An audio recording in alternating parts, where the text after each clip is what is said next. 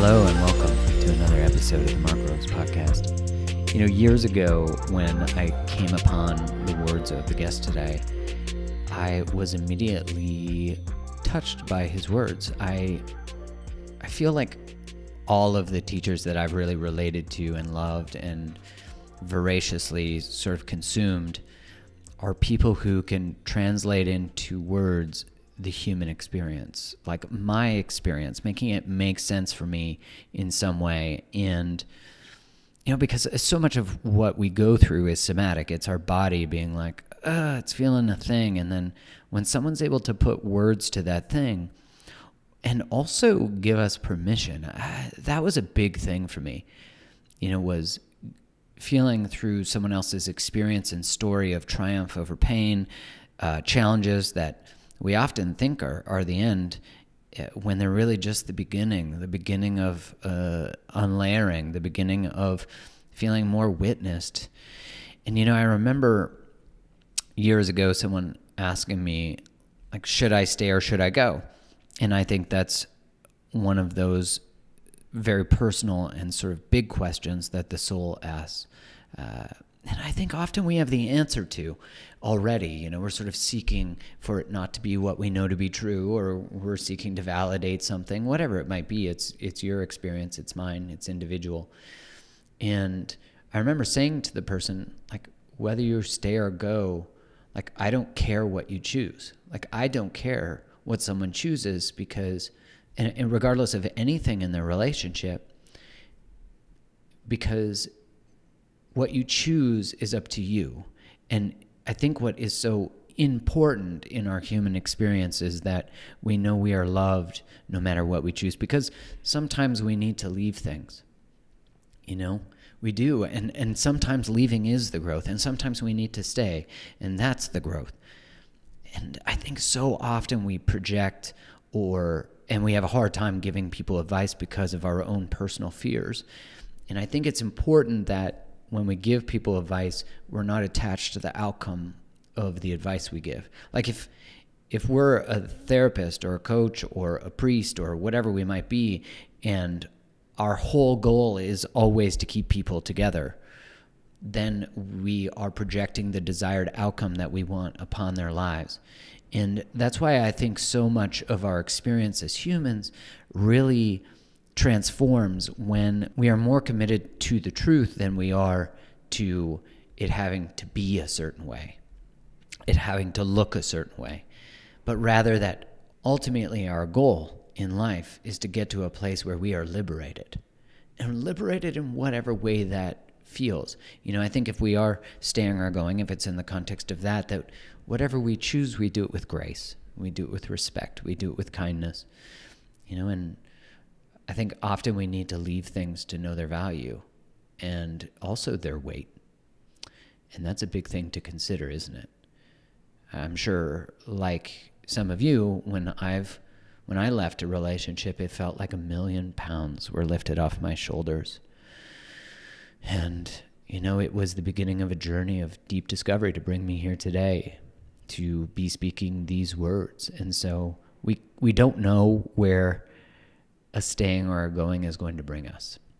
We don't know where lacking belonging is going to bring us to a place of a different type of belonging. We don't see it in the moment. We just see the fracture and the pain. And what a beautiful invitation into inquiry, into developing space and patience for ourselves, and to provide ourselves with that unconditional love and curiosity to say, what we're going through right now is really challenging, and I don't know where it's going to bring us. And, for the guest today, Matthew Fray, it brought him here to this podcast, and it's, such a beautiful journey he gets to share. He has a new book coming out. And so we're going to explore this subject of relating and what we can learn from divorce and what we can learn just in general in this relational game, this dance. Maybe not a game, but you know what I mean. In this dance of life. And so before we jump into the episode, please, wherever you listen to this episode, one way to support it is to give it a 5-star review, a written review. And of course, if an episode resonates with you, do not hesitate to share it, please. It might be what someone else needs to hear, and it will invite liberation for them too. So without further ado, here is Matthew Fray. Welcome to another episode of the Mark Rose Podcast. Excited to have my friend Matthew Fray here, who is an author and a coach. He has a new book that is out, which is called This Is How Your Marriage Ends, a hopeful approach to saving relationships. So first off, welcome, Matt. I'm so excited to have you here. Mark, me too. I don't know. It's great to be here. Great to talk to you again. I should make sure. Do you go by Matt or Matthew? Either. They're interchangeable to me. It's, Matthew is the brand, so to speak. I answer to both equally. Okay, perfect. Okay, I'll do that again. So first off, Matthew, welcome to the podcast. We're really excited to have you here. Thank you very much. I'm delighted to be here too. And so this book, the idea of This Is How Your Marriage Ends, I'm curious, how obviously I know you, so I know your work has been informed by your own personal experience and obviously now your coaching experience. And I think all of us would like to know how will our marriages or our relationships end? Why do most relationships or marriages come to a conclusion? Well, it's my belief that the erosion of trust is the thing that most closely correlates with the end of a relationship. I think that trust usurps love in the power ranking of conditions that must exist for relationships to function, sustain, and be healthy. Because I think people end relationships with people they love routinely. Yeah. It's not, I don't love you anymore. It is this calculation that the pain of continuing to voluntarily invest in this, that feels like like a lost cause, so to speak, or like something that I predict will hurt me next week, next month, next year. Once you get to that stage, and it's very common for like one partner in a relationship over time to eventually start to feel that way, the exit strategy begins. And so it's an erosion of trust, not because of things that I perceive to be red flag, non-trustworthy behaviors like overt abuse and infidelity and a bunch of lying, cheating, gambling away like the family savings. I really don't think it's these big red flag behaviors that routinely end relationships. I think it's these little paper cut moments, these things that go by unnoticed because they seem so sort of like minor and inconsequential that it doesn't motivate behavioral change until the relationship's on the precipice. And few relationships, frankly, I'd say a minority of them are able to come back from, whatever that is, whatever that sickness is after 5, 10, 15, 20 years together. Yeah, I totally agree with that. It's like this premise or idea that we sweep, each one of these things sort of damages or cuts the sort of sacred connection between you and I, and it exists in all relationships, that sacredness that needs to be honored. And you're right, we don't think about the small cuts generally. But when we're not also making deposits or repairs or learning from them or acknowledging the impact of that cut, it's kind of like, you're not really hurt, like we say to kids, like, you shouldn't really be crying. You're not sad right now. It's kind of interesting that we also, I guess if we're taught that by our parents growing up, it's probably pretty normal to bring that to our relationships. That is, and so coincidentally, that is actually, I have two sort of foundational behaviors, habits that I believe people routinely bring to their relationships and their blind spots that tell the story of trust erosion in relationships. The first one is invalidation. I think people have a nasty, nasty habit of invalidating their partners when that person comes to them and says, hey, something's wrong, I feel bad. And then, it's those like default responses. It's my brain says that thing that happened isn't nearly as big of a deal as she or he's making it out to be. They're overreacting or they believe that happened as they say it did, but I don't think it happened like that at all. We routinely invalidate the feelings of others. It happens, I think, daily in unhealthy relationships. And I think that's an incredible predictor of a relationship that will suffer and or end 5, 10, 15, 20 years later. is if that is routinely the conflict cycle people get into. And let's just be honest, in heterosexual relationships, it's most often the female partner coming to her, who are her husband or boyfriend or partner, and saying something's wrong, and then the male partner having an invalidating response. I think not dissimilarly from, right, like, you're not hurt as bad as you think you are, little kid, like, grow up. I think that's the reaction this adult who's, I'm experiencing pain right now, trying to communicate it to you, and then you're treating me like I'm this 6-year-old who skinned my knee and is like acting like the sky's falling. Right. That's the dynamic. Yeah, that's it. In that heteronormative sort of sense, I think of the socialization of women to need to have a much greater barometer of relational health, like from a survival perspective. I mean, Harriet Lerner talks about that anytime the subordinate group must always learn the needs and nuances of the dominant group. And so essentially, her saying that if a man is emotionally, if a woman not being able to maintain emotional connection and be on eggshells, if they don't develop that skill, a male's anger can kill them. So this sort of evolutionary idea of that we must learn how to dance better in those spaces. And I totally agree with you. The research, I'm not polished up on it now, but I do remember reading that the majority of the time, the woman actually initiates divorce too, because it's after, I think the time also is something like 2 years since the first day they say, hey, here's this, I feel this sort of disconnection. And I'm more curious, why do you think it is that us as men, and I would imagine in same gender or mixed, whatever gender combinations are in relationship, there's often one person who more takes the role of wanting to repair, and maybe they're the more anxiously attached, and then there's another person who has less capacity to hold that, or maybe has never experienced being validated themselves. They don't know how to. Their self-worth is too fucking fragile. So why is it, do you think, that us as men tend to, and for you listening, if you're like, but my partner is female and she ain't so good at this. Yeah, we're just generalizing from a evolutionary sort of perspective. It's more true than it isn't. Yeah, I appreciate that. Yeah, it's definitely not always men. I just think in a observable way, it's sort of statistically most common men in male-female relationships. Maybe a better way to put it would be, and this is from like the Terry Real world, from friends that have trained with him.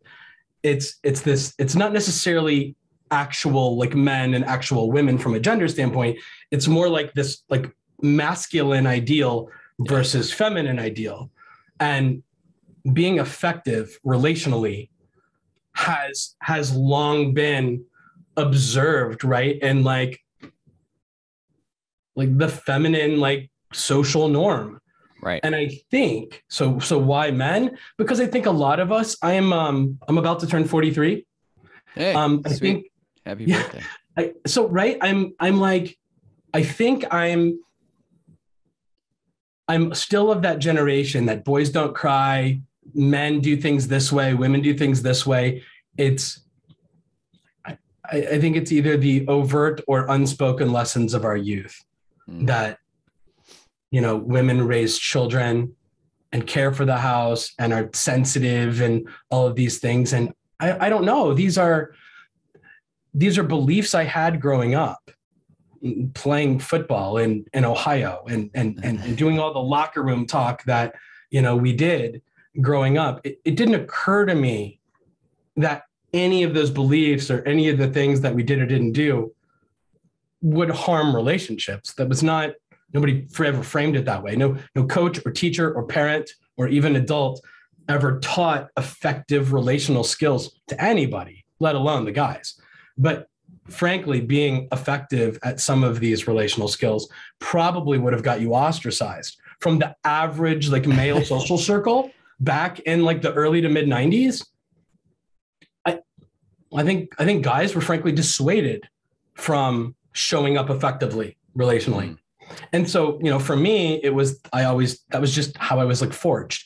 And then my marriage ended and I was in a dark, dark place for like 18 to 24 months. and it was really bad. And I'm like, this is the worst. How many years would I want to live if this was my all the time experience? If I had no hope that this would ever like go away, this awful thing that you carry around with you to business meetings and lying in bed and driving in your car, like you can't run away from it. It just follows you and it's ugly and hurtful. Once I realized that that mattered so much more to me than, I don't know, everything else, basically, I got really serious about understanding what I could have done differently. And that led me down this path of seeking to understand how I unwittingly destroyed my relationship, destroyed trust with my partner. And that sort of accidentally resulted in this work of like helping other people, because I started writing about it and people came. And, you know, I was fortunate enough to meet you a few years ago, kind of remotely. We've never been in the same room, but you generously spent some time with me, and you know, you are the person who deserves credit. It's in the book too. You are the person who deserves credit for moving me into coaching.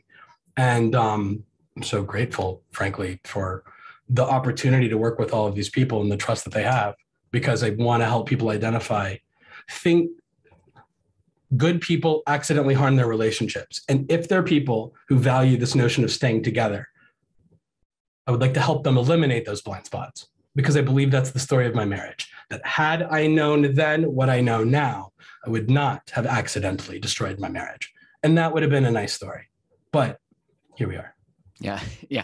And this is a nice story. You know, this is a nice story of change and being able to inform people. You know, I think that's one of the most, because I remember, you know, where I was when we had that conversation too.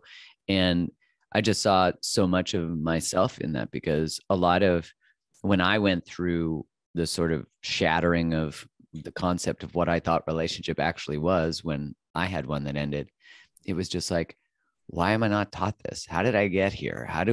And then starting to like, why is no one learning this when I was starting to learn stuff? And I'm curious, if you're okay with me asking, like, when you look back on your marriage and you think of like the day, like, how did it end? You know, did your partner say, hey, this is no longer working? Like, I'm just curious how it goes. Oh, I'm happy to tell the story. I've told it a number of times. But there's two stories, right? There's what actually happened, and then there's my ignorant experience with it at the time. My ignorant experience with it at the time was we lost my father-in-law out of nowhere one night. So it's a Sunday night. We're having dinner at their house. She and I had gone away for like a little like trip into the city for the weekend, went to concerts, had a great time for a couple of days. Our son, who was very young, 1 or something, stayed with his grandparents.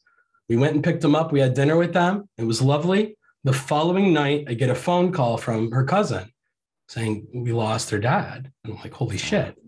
And like, you have to go tell your wife.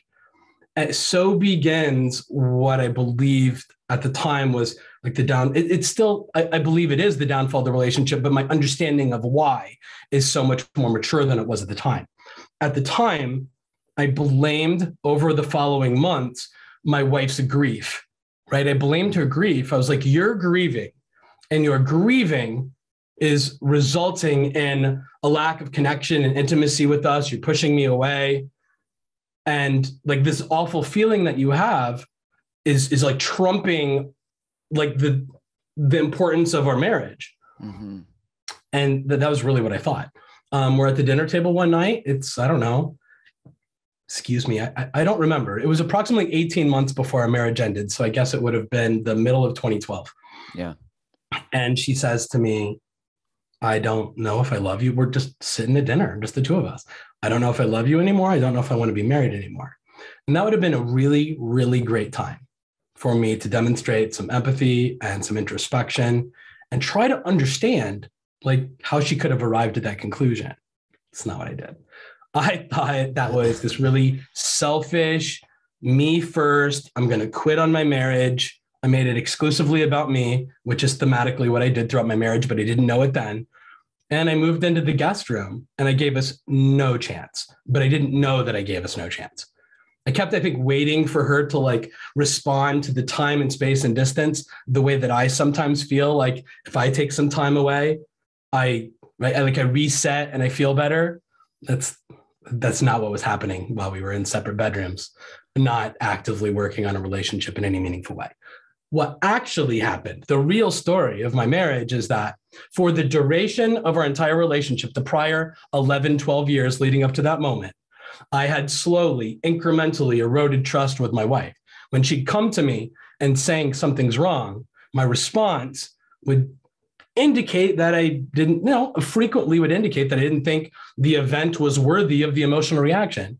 Either like she was intellectually wrong to think it was that big of a threat, or she was emotionally wrong to be like giving that much power to this like inconsequential thing, or I'd get really defensive if it was something about me. Failing to understand that these invalidating responses were slowly chipping away at whatever trust I had in the bank with her. And so I wore that razor thin. She loses her father, a person who's been like steady in her life and has provided safety and provided all of this like love and continuity. And right, who knows? I don't know what a daughter-father relationship's like, but I can imagine this big blanket, this cocoon of like safety and reliability goes away suddenly overnight when you lose your father. And, marriage, you're supposed to be the person to absorb that, to like slip into that role. But I'd already demonstrated myself for more than a decade to be emotionally unreliable. Every time she came to me with some pain she was having, she felt worse afterward. And I truly understand like why today in a way I didn't then. And so I have no one to blame. It's her father passing in no way is responsible for our marriage ending so much as it was like the tipping point, because it really I think it really provided some clarity for her about how unsafe being in a relationship with me was for the long term. And so she made what I perceived to be a wise decision to leave. Where I think if I was me now, back then, we navigate that effectively. When her father dies, she doesn't feel emotionally abandoned and neglected and unsafe in the same way she actually did. Therefore, I don't believe our marriage would have ended. I don't know if you're buying all of this. I hope so. I do. No, yeah, I'm buying all of it. I actually see so much of myself in it, in that the way I operated in relationship in my like 20s, when I, was more afraid of actually love and more afraid. I didn't have a solid sense of worth. So I got defensive when I got feedback. I feel like that's always a work in progress too, like, oh yeah, I didn't handle that well, or you came to me with this concern or thought or feeling, and I didn't hold space.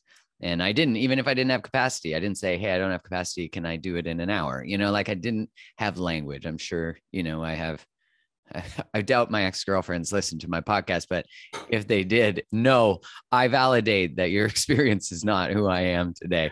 So, but that's also the beauty of growing as a human. And, I'm curious, do you think that her relationship with her father, which is, of course, we're now going into doing a further postmortem, but do you think that the relationship with her father insulated her from the experience of you not being reliable? 100%. Yeah. It wouldn't have been, I think, if we lived really far away. So we're like both from Ohio and our families are from Ohio, but our marriage began while we were living in Florida, down in the Gulf Coast, after we graduated from college. Mm-hmm. And so there was all this distance, and, that was a unique way to start our marriage to begin with, I think, particularly for her. She began to start to experience for the first time this idea of being like far away from safety and comfort and like where she's anchored or roots. And then like, I'm the person she relies on, and I'm starting to not feel so reliable, after like a few years. And again, it's in this really nuanced way, because the whole time I think I'm reliable. Yeah. Like, I'm never going to leave you. I'm not going to do all these like red flag behaviors that, guys sometimes do, and they're horrible. You can trust me not to do those things. I really truly believe that's not what ends relationships. I think it's all these things we don't calculate for. It's dishes 100%. And laundry and parenting and various shared domestic responsibilities. And frankly, the way we habitually respond when somebody tries to communicate that something hurts or that something's wrong. If our response to that is always, and it is the hallmark sort of like behavioral characteristic of me and my marriage, if I deemed my wife to be mistaken, that's what I thought she was mistaken, or I thought her emotional calibration was a little out of touch with what I perceived to be fair or reasonable, or I felt really defensive because she was like blaming me for feeling bad about something. And I'm like, wait a minute, just hear me out. If you understand why I made the choice I made, you won't be mad at me anymore. Like I really thought that. Yeah. So I just always invalidating. And it took me many years to realize that the math result of that dynamic in a relationship is I will always choose me over you.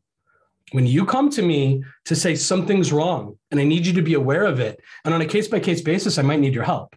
And you're always left with, sorry, your brain's wrong, your feelings are wrong, or regardless, I'm always going to choose what I want to do, what I think's right, even if you find it emotionally inconvenient. You're just not going to be able to maintain the requisite level of trust with a person. They will either wither away into the shadows of your relationship and it'll suck, or they'll go away and choose a healthier life. And I frankly applaud my son's mother for making what must have been a difficult, healthy choice at the time. I'm very proud that nearly a decade later, we get along really well. We're not like best friends and we don't go out drinking together and stuff, but we really do. We have an extremely healthy, mutually respectful relationship. And I frankly credit the work. She didn't have to do anything. She was always very good at relational like stuff.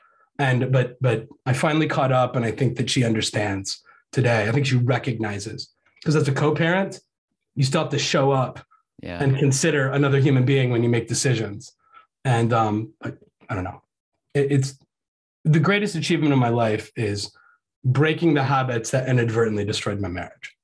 And I really try hard to tell that story, hopefully effectively, to individuals, just in like the coaching work, and on a case-by-case basis it takes, and there's a turnaround. It's great. Well, it might be the exact thing we need to hear, because our partner might be trying to wake us up, or we might be trying to wake our partner up constantly, like trying to do the same thing, getting the same result as you're saying, and maybe hearing it from someone else and what the actual consequence can be. And as I totally agree with you, should be. It's your partner, your ex left you and liberated you. Like that experience of the void where she was allowed you to go into behavioral patterns that you learned somewhere. I think that's the hard part, is like the compassion for where it comes from. And I think I really loved what you said at the beginning, where you said that trust usurps love as like a necessity, and I totally agree with that, because love that's unconditional can exist, but love is not unconditional tolerance. Like that's this weird thing. Is it John Lennon said love is it love enough is enough or not enough? I can't remember. One of them. The song, the McCartney Lennon song, "All You Need Is Love." Yeah, which I don't agree. You don't. You need trust. You're right. Like that actually, without trust, the safe connection between you and someone else just doesn't exist. Like, ultimately our nervous systems, our attachment systems are always asking the question, if things are hard, will you be here for me? And I don't mean just biologically as a lump of cells and a meat suit, because you can find that in a lot of places, but it's like, will you be reliable? Will you be here psychologically, emotionally? The part that I find so challenging as men, but I would say this is true of any human who never really had, is just, again, more common in our development and our socialization, which again is not an excuse, but it's like, if you've never had anyone hold your emotional experience and maybe discount it, or even said you don't have an emotional experience, you either as a man experience aggression in a sports field, and maybe that might even be acceptable in life, and then you experience moderate amounts or bursts of joy and maybe chest pumping and, whatever for drinking. But outside of that, there's not a lot that you're allowed to feel. And so if your partner comes with disappointment or grief, and you don't even know how to process grief or disappointment in yourself, there's actually not even a container that's possible. Like, I think this is what's so interesting to me about relationships, where one experiences it with a man or the masculine framework, is that the very thing the relationship requires to be successful is the very thing that up until recently is actually not celebrated, nurtured, or even in alignment with what it means to be a man, and that is a paradox that is so unfortunate, because in order for you to be able, or me to have been able to work through previous relational dynamics, it actually would require a complete rebellion and abandonment of the framework of what it means to be masculine, which means you have to all of a sudden be willing on some deep psychological level, maybe conscious, maybe unconscious, to not belong to what the core ethos or definition of masculine is. Do you know what I mean? I think you have, right. And then I don't know who gets to define that. Right. I don't either. I don't know. But I it's don't think unfortunate. anybody has, right. Nobody has the market cornered on, I get to define what masculinity is. And I think there's a lot of work being done right now to kind of like break down some of those walls. Yeah, agreed. Justin Baldoni's work is like rooted in that. And a number of others, like, I don't know, you and I in our own way, I think are trying to do that. I don't think there's anything inherently wrong with masculinity. No, but I also don't know how to define that. Well, I think the challenge is that masculinity has been correlated to emotionality when it actually has nothing to do with emotionality. Like masculinity just is, and then feelings are, like, why do these things have to be in competition? Much like, why does femininity and access to anger have to be in common? It's not like us as men, we're like sitting here as a board, like we've had it unfair, like, listen, listener, we're not saying that. I promise. We're just trying to offer some, I'm trying to explore, understand on a deeper level, why do we have these challenges? Because you said there's two reasons. One, invalidation. And what was the other one? Because I don't think we got it. The other habit I work on in my coaching work is consideration. It's my favorite one. A failure to consider almost always results in an invalidating conversation after the fact. It's funny. I was just talking about it with a client earlier. I talked to it about with every client. I just think about two habits. And so this is the story the sort of like typical wife and mother might say to me. Let's say, Matt, this really brought it home for me in terms of safety and trust in relationships. I heard this story so many times via blog comments, via email, via live conversation. Matt, I am a mother and a wife, right? So I think of myself as, this is me like putting words in her mouth a little bit, but I promise you I'm not perverting the meaning of what she, being multiple women, have said to me. I am a variable in the, if elementary algebra, like I'm X in the algebraic equation. My husband is Y. My children are, Z and A or whatever, how many kids and pets we have. Point being, I think about myself and I think about my husband and my children. I think about their various needs and I factor all of that in to the decisions I make as a default setting, large and small. Everything from like where we're going to go on vacation, what we're going to have for dinner, to what day of the week I schedule a hair appointment because Johnny and Crystal need to go to their extracurriculars at school and either, mom or dad needs to take them. But the default setting of the average wife and mother is to consider her own wants and needs and the wants and needs of everybody in her sphere of influence. And then always take that into account, always consider them. And what this average composite of this wife and mother says to me is that I'm married to a man who doesn't always do that.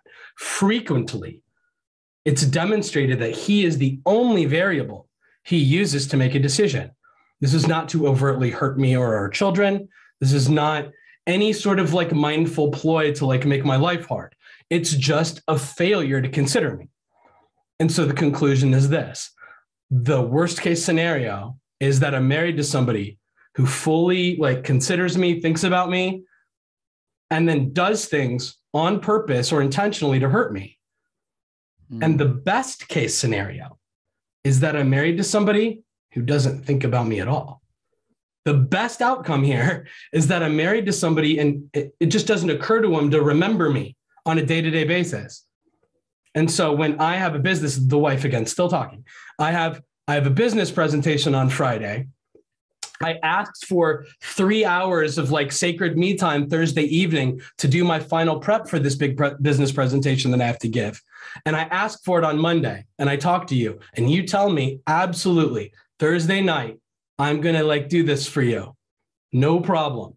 And then Thursday at 5 p.m., I get a text from you that you're going to go out for drinks for a couple hours with all your coworkers, that you're going to be late. All of a sudden, I don't have these 3 hours that you promised me anymore. It's not that he did something to hurt her. It's that he didn't prioritize his wife on some like seemingly like minor inconsequential thing. But when the narrative is, when the story of your memory and your emotional experiences and your marriage is, my husband always chooses what he thinks and feels over what I think and feel, validation. And as a default sort of like state of being, my husband frequently seems as if he doesn't care or doesn't remember me when he's making just decisions about what to do. And the math result of these decisions hurt me. They abandon me. They feel like disrespect and abandonment. And a person will only tolerate that for so long. So right, the story isn't I'm married to this horrible monster who's trying to hurt me and destroy me and cause problems in our marriage. Most of these people are married to somebody who's very decent, intelligent, relatively successful at work and in their social relationships, a decent father. But this absence of consideration as a habitual default sort of state of being will doom someone to accidentally hurt others in their blind spots. This is the story of my marriage. I was a habitual invalidator, not because I set out to invalidate, but because I just thought I was disagreeing with my wife while failing to calculate for how invalidating people, even by accident, will always yield trust erosion. And then this consideration thing, it's amazing how you can live your whole life and fail to calculate for the impact you have on other people simply because of the decisions you make, even the ones that you don't calculate to be an issue. And my work is rooted in, can we develop a habit of validating so that you're safe to communicate with when something's wrong? If not you, who? As the romantic partner, right? Like if not you, who do you want your wife or your partner to go to? If not you, when there's something wrong? And then secondly, can you be deemed safe? Can you be deemed somebody who meets emotional needs in real time as life's happening? Or are you somebody who is a perpetual threat to just paper cut someone over and over and over again? Everybody gets to decide for themselves how fair or unfair they think these dynamics are. But I believe this is the story of relationships today and for many decades. And taking ownership of these two ideas and practicing them, I think is the foundation on which becoming this like more relational person can be, where you don't have to necessarily like deep dive in psychology and emotional intelligence. It's just validate your partner so that you don't erode trust with them and so that they feel seen, heard, and understood. And then consider them just as a default state. Practice this mentally, mindfully, until it's the new way you show up in the world. Because just because you didn't mean to hurt somebody doesn't mean the math result of your behavior isn't pain. And everybody decides for themselves if our partner should have to just feel hurt, even if we don't mean to. I don't think that's okay. Yeah. And even this idea that validating their pain somehow invalidates whatever is true for you, right? Like that validating their experience somehow means your experience isn't valid. I mean, this is sort of like the essence of the psychological process of cancel culture, that two truths can't coexist, that two experiences can't. And I mean, building that capacity for understanding and compassion for a perspective you might not agree with all you do is get closer and more intimacy if you can build space for that. That's right. And I like what you're saying, because if you could practice the experience of validation, you actually just create more space and calm to listen and understand, and maybe stretch. You will inevitably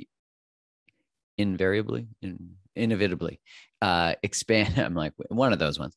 You expand your own presence to your own self. Like you are doing personal work with the desire to be understanding and connective to your partner. And that, I think what's interesting relationally is so many times you hear like, hey, you're leaving. Like, I thought we were going to work on this, and the person's like, I said that for 2 years. Like I've been telling you this for 2 years. Yeah. And now when I'm gone and my bags are packed, then you want to do the work? Like, fuck that. By the time people leave, they're gone almost always. And that we don't hear the paper cuts. We don't hear the moments or even where the cuts add up and they say, this isn't good. Like, you know, as you said, your ex saying, like, I'm not sure I love you anymore. And I'm not sure I want to be in this marriage anymore. I mean, gosh, that thing to say. Yeah. Yeah. I don't even know at 32 or 27 or whatever, how I would have handled that. I would have handled it probably the exact same. Like, is this what you call a commitment? And I thought we were in that, you know, that's what I did. Like, right. I made it about me. Yeah.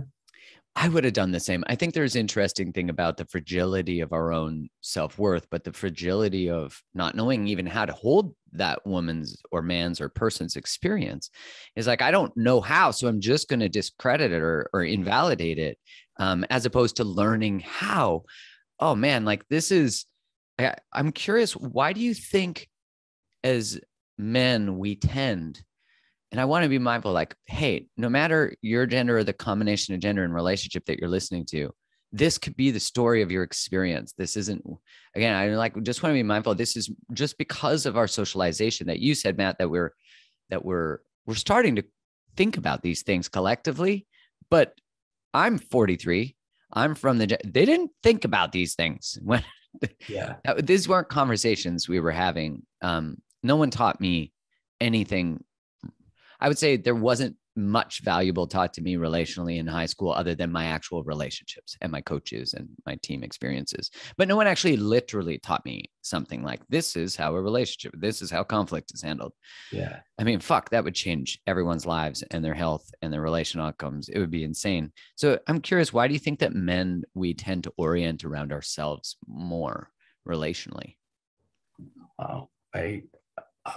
I would trust you to answer that more than me. That gets into sociology on a level that I frankly don't think that I know. I guess I would say, here's how I would answer it. Yeah. Men haven't had their feet held to the fire to be empathetic, compassionate, mindful of other people. It was not something you had to do to have successful relationships growing up in our generation and backward. Yeah. You didn't have to. It was not a requirement. But I would argue that the young women, by and large, on average, were taught this idea of you have to be empathetic and compassionate and an effective listener and an effective communicator and be mindful of other people's experiences, because that's how you will succeed in your relationships. I just think they happen to be right. I just think I don't think it's unique to the female experience. I think everybody requires this, but women were taught it, men were not. And so I think men have a me first mindset simply because, and I don't know that all men do have a me first mindset. That's certainly not all of them. That was very flippant, cavalier, whatever the word is, dismissive something. I think many men just don't have the base of I don't think the value, you already said it. I don't think the value of being effective relationally is something young boys, young men are armed with, where like today, I evaluate above almost what affects our lives more profoundly than the quality of our relationships. I don't think, other than maybe health, maybe, but even which would that be heavily still, correlated. Yeah. That's so intertwined, right? So like physical health, you could maybe make a case for, but the ability to have quality relationships is like the biggest factor on how good or bad our lives feel. To lack these skills is a real disservice to young everybody, because it's like, it's not only that they'll suffer, but everybody in relationships on some level may suffer also. And I just think it's incumbent on parents to raise our children to be more mindful of all of these relational issues. It doesn't always have to be romantic relationships. It's societal too. It's the way we treat people whose life experiences are divergent from our own. and therefore we calculate them on some level to be like wrong, or at least that we're not wrong, right? Yes. So that we don't need to like accept like your version of what's going on right now. Person whose skin color is different than me, person who believes in a different deity than me, person who has a different relationship orientation than me. There are groups of people that struggle with this notion of different being equal. Right. And I probably had some like unintentional biases about that, right? Like I don't believe different is bad, but I think a default setting is that different is like, it's like wrong or abnormal or strange, whatever the word is. Uncertain. And then you gotta sort of mature your way out of that through life experience. When you're from where I'm from, I think you can instill these values in your children from Jump Street if you're mindful of it. And I think it's a very useful way to parent. Yeah, I think of how the world often and definitely historically has oriented around the needs of men generally. I mean, that's the patriarchy, sure. Right? Yeah, absolutely. And that's the default. It's even in 2022, I think it's still kind of the default. Agreed. And depending what culture, religion, and those are often overlapped, informs the relational structure and the history of them. And when I look at all of these forces that are influencing how we relate today, from a relational standpoint, what's needed to make successful relationships, those of us who were socialized in certain ways or raised in certain ways that make us where we never experience validation, whatever it might be, whatever the reasons might be, those are all valid. And you have to fucking change them. Like you have to grow. Like what you're, what I understand you're saying is like, it where it comes from is fine. And like, if you want your relationship to thrive and last and be what I think we all hope it to be, yeah, we have to learn how to do these things, however uncomfortable it is. You said, you don't have to like dive into deep personal growth. You could literally just work on validating and considering your partner. To me, they're the two foundational habits that if you start them from day one in a relationship will prevent trust erosion from poisoning the relationship. And if trust erosion's already set in and you become aware of these quote unquote bad habits, I don't mean to make a judgment about them because these aren't immoral behaviors, that they're not wrong. They just will harm your marriage. They're not constructive to a fun. The math result is not positive relationship. Right. And exactly. So you get to decide if you want relationships or not, and how you want those to look and feel. I think if a person says, I want to be in a relationship and I want said relationship to be healthy for everyone, like not just me. Of course. I really want everyone to feel good. I think, by the way, that's the default. I think everybody does want that. Agreed. And then it's like a philosophical idea, but it doesn't really mean anything. We won't do the work to produce a safe environment for our partner, not because we don't want to, but because I think we truly don't understand like how to do it. But I think when you learn how to validate, and you talked about this earlier, and you got really close to saying it, when you make the space for validation and to understand, right? So my brain says my wife is talking about something that I don't understand. So it's like easy for me to show up as like disagreeing or invalidating. But what if I don't? What if the default response is I identify whatever emotional experience she's having? Like, I'm so sorry that like you're sad right now. I'm so sorry that happened. Whether it's some external thing that happened or whether it's something I did. And if it's something I did or whatever it is, like I want to understand, like that situation wouldn't make me sad the way it's making you sad. Help me understand like why this impacts you so much. And then I put that in my like consideration column for future reference. Now moving forward, if I know situation X equals wife feels sad and I end context for why, who the hell knows, right? Yeah. Maybe it's when I was a kid, I was the youngest person and I was the baby of the family. So I never felt like I had a voice. And so now when I'm at work or when I'm at home and I'm trying to like be heard and it feels like I'm always being ignored or shut down, I feel just like when I was 10 again And it's awful.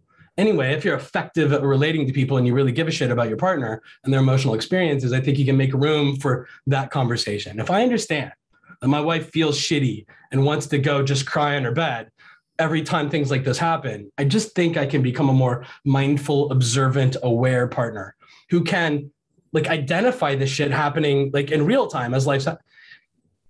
That's who I want to be. I want to be somebody that my partner experiences me as life is happening in real time, identifying this potential like emotional threat to her, whether it's something I'm doing or something external that I can be supportive of.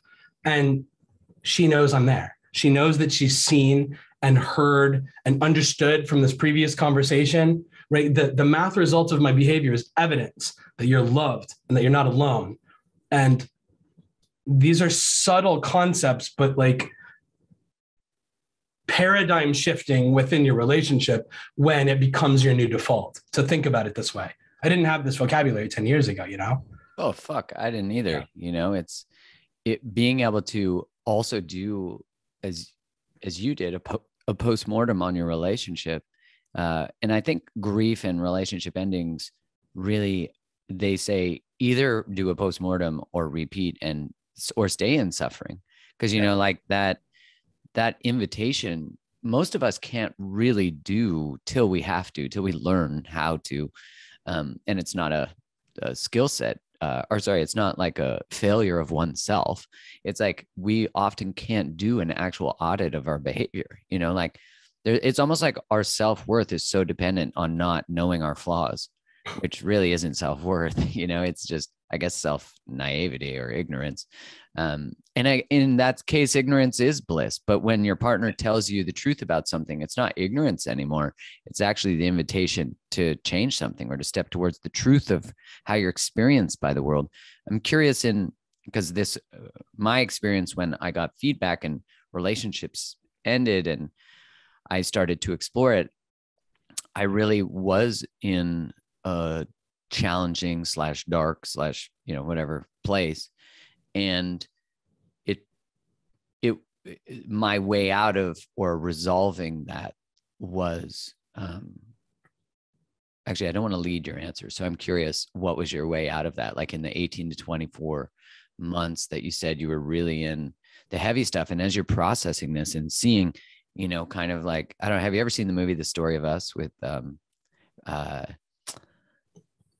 Bruce Willis and Michelle Pfeiffer? No, but if you recommend it, I'll be on it. It's very interesting because it's about them getting divorced. And all of a sudden there's these sort of moments where it goes back to all the moments where they were fighting. And I just think of, the moments of invalidation, the moments of, and when you looked back, because that happened to me, is all of a sudden I had a Rolodex of all the times I hadn't told the truth, or I had no boundaries, or, it wasn't just about me not validating them, but like literally not showing up or being validated and standing for that. How did you move through that energy? Like, what was the process of, I guess, integrating it or alchemizing it? And it's a great question. It was really slow drip. I aspired during these 18 months where I was in a different bedroom than my wife at the end of our marriage. I aspired to remain married.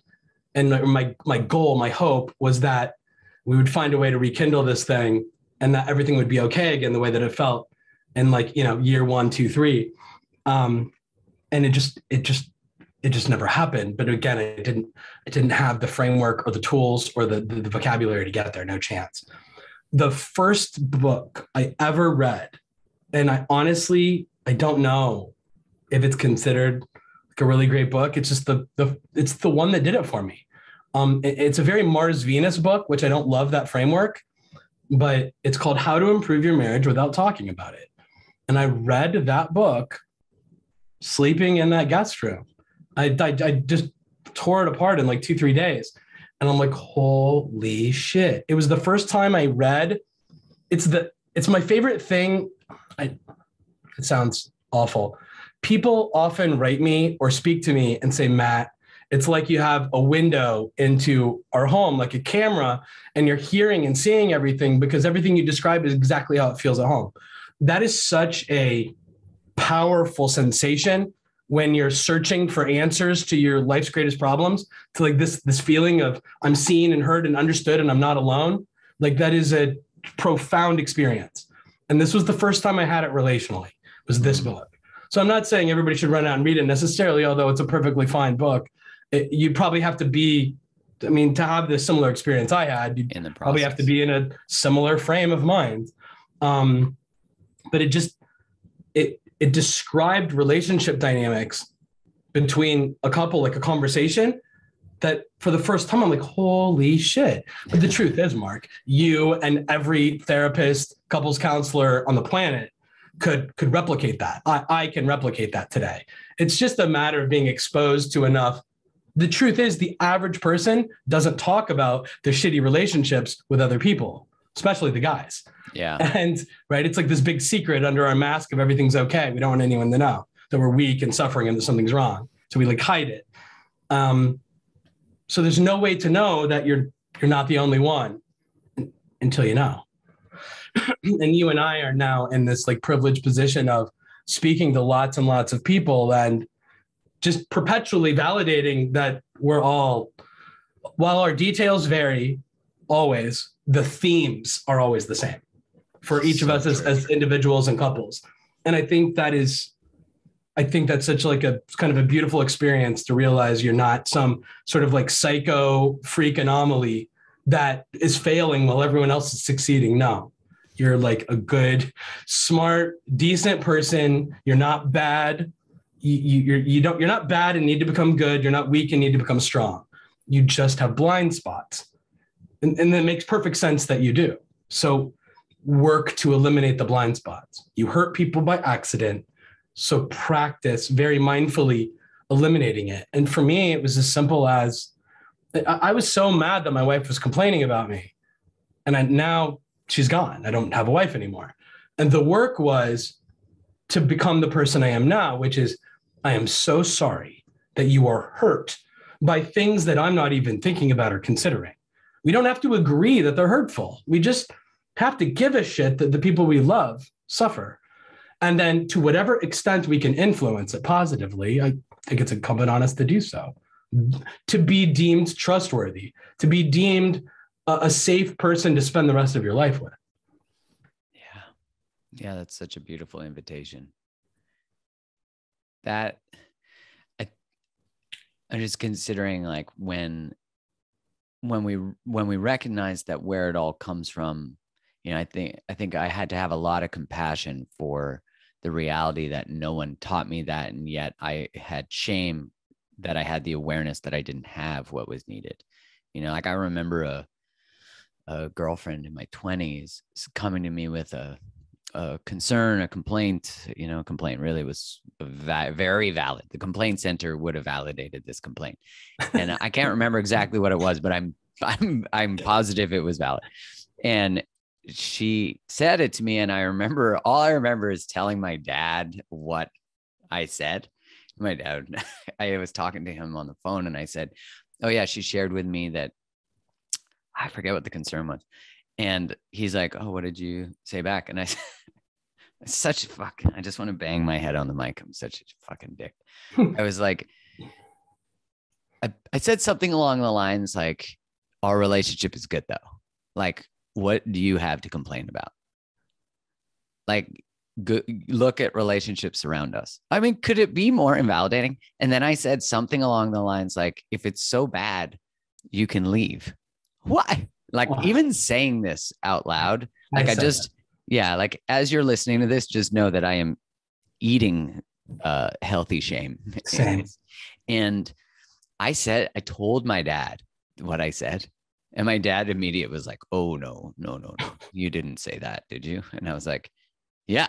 And I was kind of like very guarded, avoidant, 20 something, didn't know how to receive feedback, was terrified of being betrayed and hurt again in love. I didn't know all this was operating on the surface of, if it's so bad, you can leave.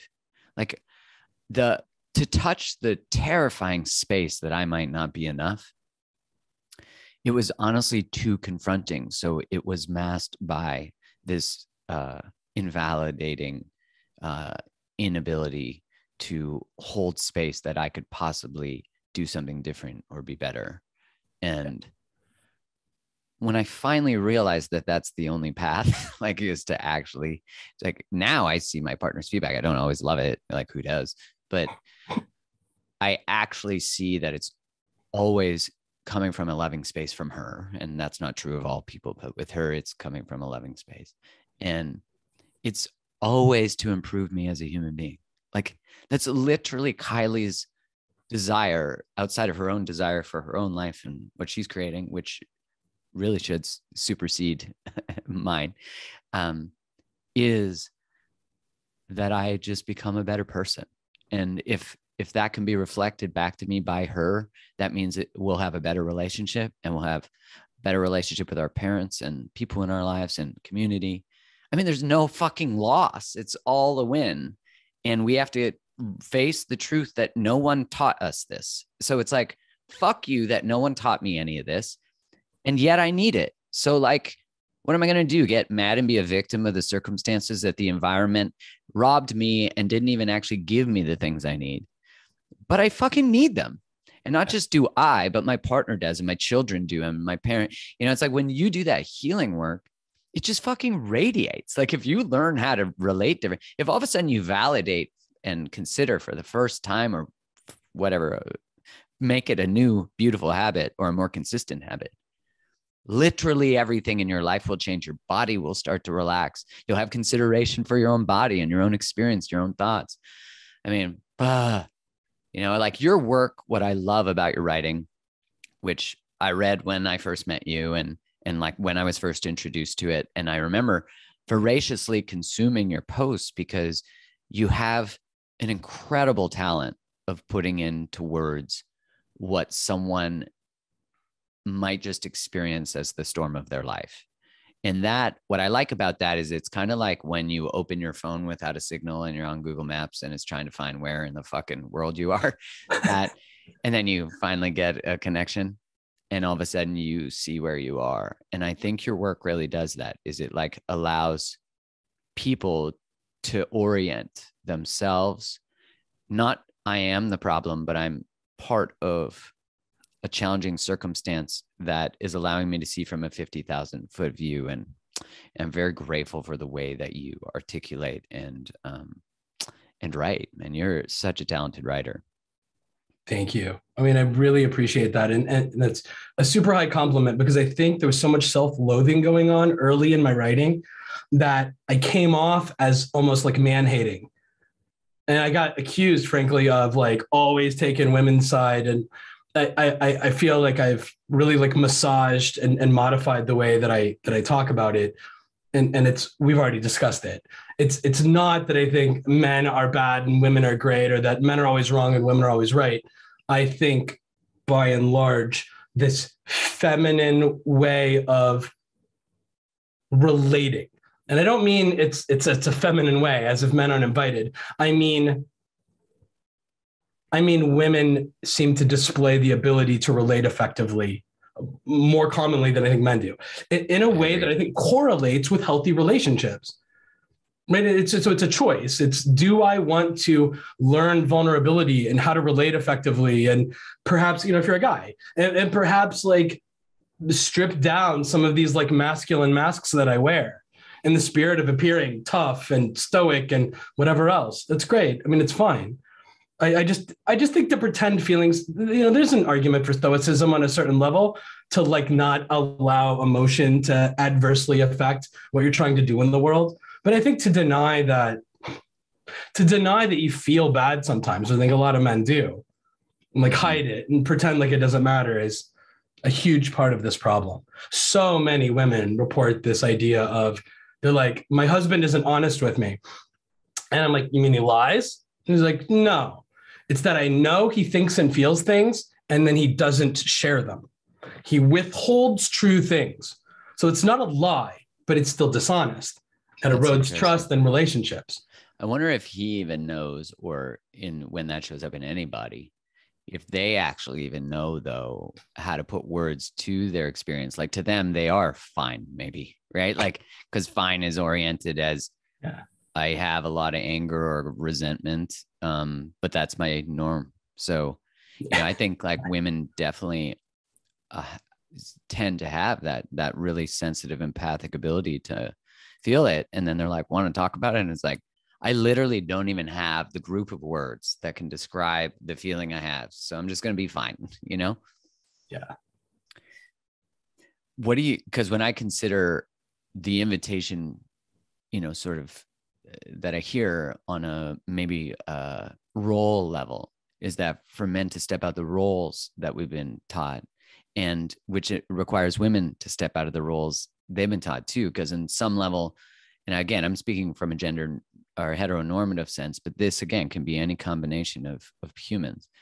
And it's like, if men are invited to sort of step more into their emotionality, and women would have been more in the overfunctioning role, right? Like men would be in the underfunctioning role in Harriet Lerner's language. Women would have been in the more overfunctioning role, trying to repair everything, trying to keep everything together.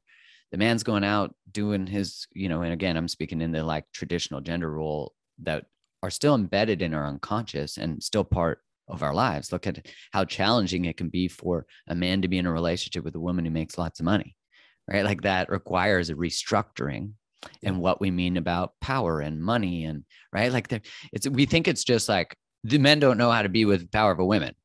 It's like, do we both know how to orient differently and not make it about masculinity or desirability?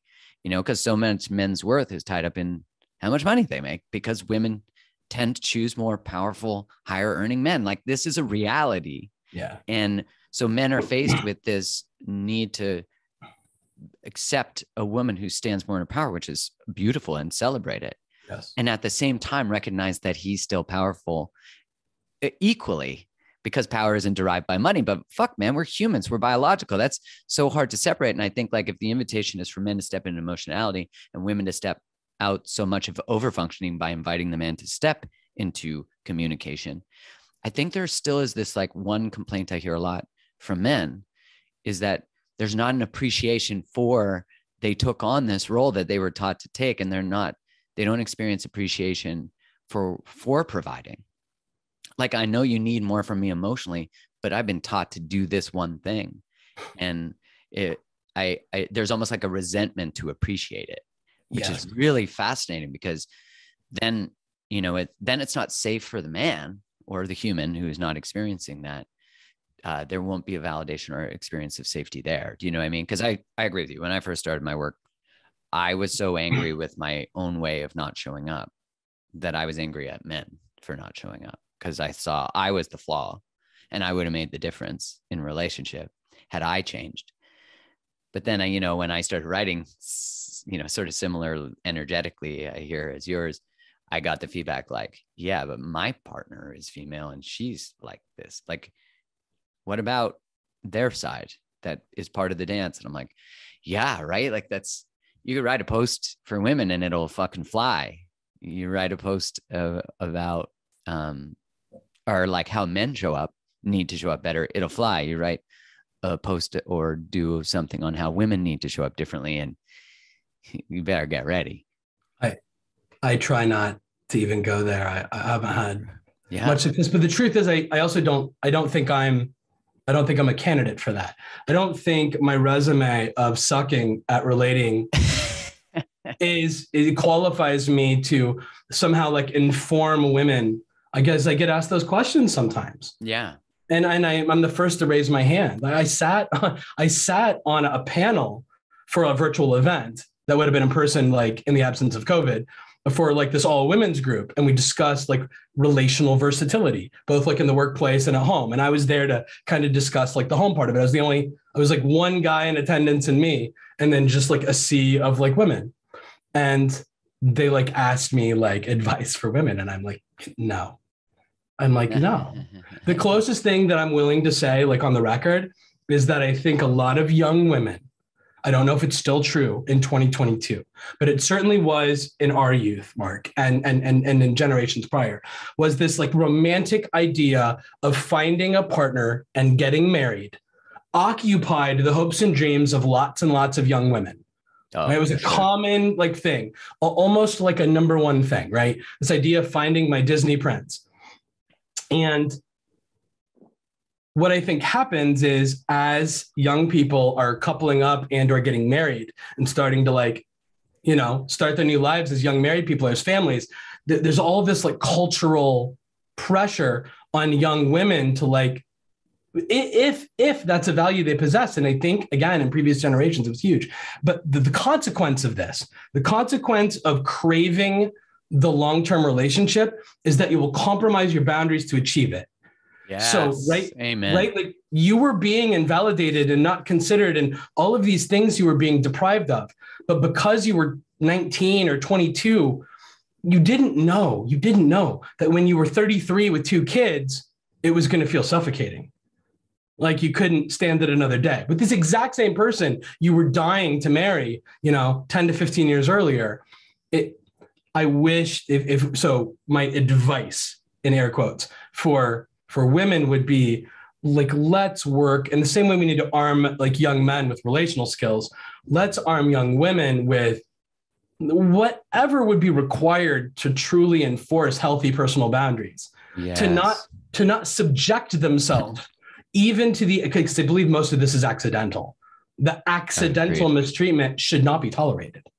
Like, end relationships with people that do not respect your boundaries. And I don't mean to victim blame, right? It doesn't mean these women who suffer at the hands of emotionally neglectful and or abusive men deserve it because they married them. But it does mean when they were younger, had they had perhaps a little bit more education and a little bit more, I don't know, support experience with this like boundary enforcement idea, perhaps they could have avoided this like ugly, they could have like protected themselves from it. Yeah. And that is my hope for young women. I think it'll straighten men up too in this heteronormative framework, by the way. Yeah, like it'll straighten up the people who don't have effective relational skills if they're being rejected pretty quickly on the basis that the math result of their behavior is, it's just intolerable to me. And Agreed. We can spend the rest of our lives thinking we keep dating a bunch of like psychos who don't actually know the difference between things that hurt and things that don't hurt, or we can get really serious about empathy and validation, critical skills to making relationships last. Amen. I mean, that's if men or people observe that people are leaving other people who are like that, they will, and going towards considerate, boundaried humans, they will then desire the behavior that the people are choosing. Much like we observe, I said earlier, like women choosing powerful men, then men will try to get powerful so they get chosen by women. Yeah. And I think that's the same thing. What you're inviting is what we experienced, which is someone said no more. And then we were left with this exploration of ourselves as to how did I create this or participate in the outcome that's here? And that's why I always think like all the greatest lessons, and I'm curious your thoughts, all the greatest lessons I've ever learned about myself, I would say almost all of them came at the hands of a woman trying to tell me the truth. And I didn't actually always know it in the moment. Like I can think back moments in my 20s when someone told me something and it left like a truth bookmark, but I wasn't ready for it till years later. And then I could look back and be like, oh, she told me that. She knew, and I wasn't ready to hear. And I think sometimes, it just takes the right words in the right order or the right person to leave us. Yeah. Or betray us or whatever it might be. It's like, I find that betrayals really show up in our outward life when they've shown up inwardly way before. Like don't get me wrong, there are serial cheaters, absolutely. But outside of the context of a serial cheater, when we get betrayed by someone, it's usually because somewhere before that we betrayed ourselves, not paying attention to red flags, not noticing behavior, or invalidating. Like you said earlier, if we're invalidating our partner constantly, they will eventually go where they are validated. And then we'll be pissed at them. It's like, well, why would anyone want to turn towards or be intimate with someone they don't feel emotionally safe with at all? That's right. I've really softened my stance on it. I don't want to make it sound like I'm an advocate for infidelity. I'm not, or Myself either. Yeah. right. There's a bunch of people out there that have suffered tremendously emotionally because of like sexual infidelity, and I do not in any way mean to trivialize that. I experienced, sometime after our marriage ended, in a timeline I deemed to be too soon for my comfort. My wife was in a dating relationship, and I would equate it emotionally with the sensation of being, you know what I mean? It felt the same. Oh, of course, man. I think it did. It was awful. But the way that I just radical personal responsibility is so important. So important. If I show up effectively, if I behave in a manner that results in my wife feeling seen and heard, understood, loved, most importantly, like safe and respected and honored, and as if I adhered to my marriage vows, all the things that she thought I was promising on our wedding day, if the math result of my words and actions equaled that experience for her, she doesn't end our marriage. And right, or insert random partner X here with some other person. When everything feels good at home, I mean, again, like you said, there are the serial cheaters, but the vast majority of relationships are this total breakdown of safety and trust and intimacy at home. It's disconnected. The tether is cut. And then these two people go out and live their own individual lives, often in the workplace, and then foster intimacy with other people there. Yes. And then suddenly it's this like black and white, like kind of dichotomy. It's like, this person makes me feel really good, and this person at home promised to love me forever makes me feel really bad. And then if you don't take any responsibility for your role in any of this, which I was the kind of person who didn't do that, then all of a sudden this like feel good thing, people will choose the feel good thing over the feel bad thing almost always. That is like the most obvious statement of human behavior ever. And so be a feel good thing for your partner. Like do it. Like that's who I want to be. And the problem is it requires a little bit more mental and emotional effort than I'd frankly calculated for when I was getting married. I didn't know. I just thought it was going to be like it was then, right? I describe it as like forever boyfriend and girlfriend. And like that, we're just always going to be like this. It just doesn't work that way. It doesn't work. It imprisons the relationship. It makes it have to be how it started, or that, like God forbid we mature and learn and change, like Dr. Alexander Solomon talks about how every marriage is, you might in your lifetime be married to more than one person, but it might be the same person, like different iterations. And I love that because it gives look back, like we're always changing. So why wouldn't we want that for our partner too? And I think, allowing them to do that and feeling the space of uncertainty. I mean, that's what creates the adventure. That's what creates desire, is knowing that your partner is always changing and she or he or they are always a mystery. And that's always true. Like, they're like, wait, I thought you liked this. You don't like that anymore. And we're almost like mad that they changed something as opposed to like, woo, tell me more, It's very funny. Yeah. Change is uncomfortable. I don't know. I don't know why the human experience is that change is uncomfortable, but what an effective way to like silver lining that human condition. It also prevents boredom and monotony if like we could embrace that. But I mean, you're so right. Like what we value as 21-year-olds and wanting to start our career versus what we value at 29, 30, maybe when we have our first child, versus what we value when we become empty nesters in our late 40s, early 50s, and a lot of people have like that general timeline.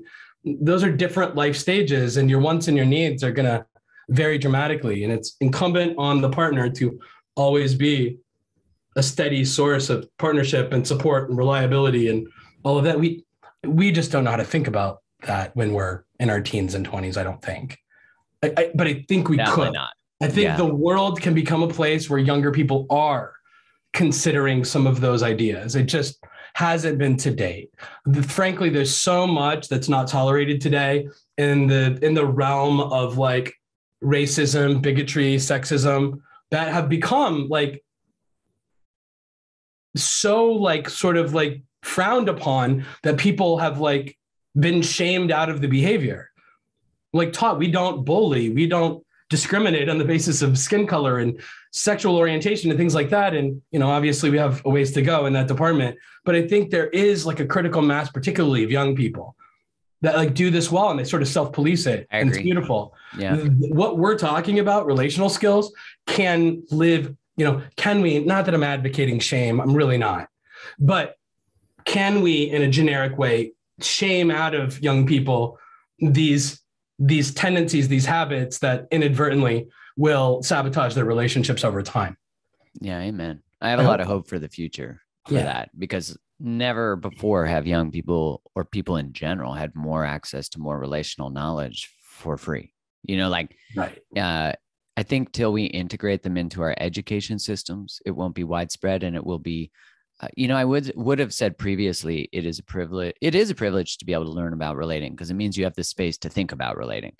So it definitely is a privilege, much like philosophy was born from wealth, because people had time. People were picking the grapes while they were eating them, you know, and the other side of it, though, is we have access. Like, you can buy your book, you can listen to this podcast, you can watch YouTube videos from different people, you can read quotes on Instagram, you can do lots of things there, you know, and really it's just, are you willing to? Can you take the time? Can you make the time? While acknowledging that, of course, as I said, you know, sometimes asking those questions is a privilege. We have to, it's hard to be in the storm and see the storm, you know, and I think your book can be a way to orient that. So my brother, thank you for coming on and sharing. I appreciate you. Thank you for having me. It's excellent to talk to you again. Where do people go find you? Well, I've been blogging at mustbethistalltoride.com since 2013. I think that by the time people hear this, that will automatically redirect to matthewfray.com.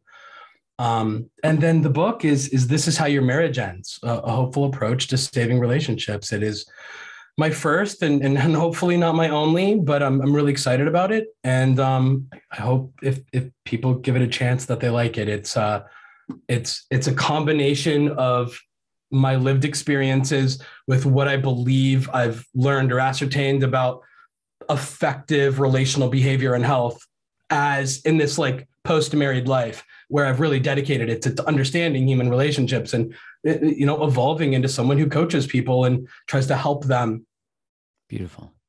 develop new habits that serve rather than accidentally harm their relationships. Beautiful. And I 100% recommend go buy Matthew's book. He is, you're such a talented, like I say that a lot because I mean it. You're such a talented writer. You will be entertained because you're really funny too. You will be entertained and you will enjoy and you will learn and you will grow. Matthew Fray, thank you, sir. Thank you, Mark.